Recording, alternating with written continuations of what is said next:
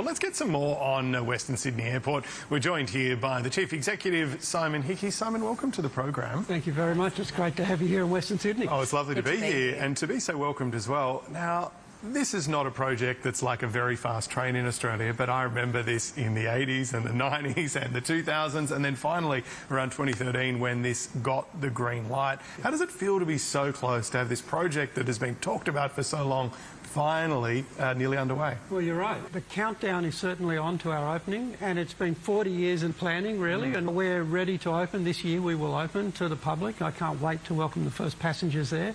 There's still a lot to do. We're actually testing and rigorously setting up all of the processes across the airport, training up thousands of people now, getting ready for that launch date. Do we have an exact date for the launch? So for freight, we're targeting the end of July, and that's obviously dependent on the freight operators as well and them getting themselves set up. And then for the airport, we're targeting the end of October, and again, that's dependent on the airlines who'll go on sale in the relatively short term. One of the things that was always controversial about this airport, apart from Badgerys Creek and the little community there, was what it would mean for aircraft noise in this part of the world, because Sydney Airport has a curfew. Your airport will not have a curfew so that it can get freight in. How do you expect the community is going to react when they have the reality of the planes coming in?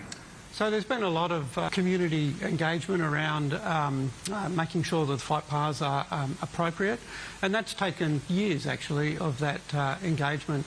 So the flight paths are now set, people know where they're going. This is Sydney's first 24/7 airport, which is really Sydney catching up to every other major city in Australia and typically every other airport around the world. But really, this is a big economic gain for Sydney in having a 24/7 capability.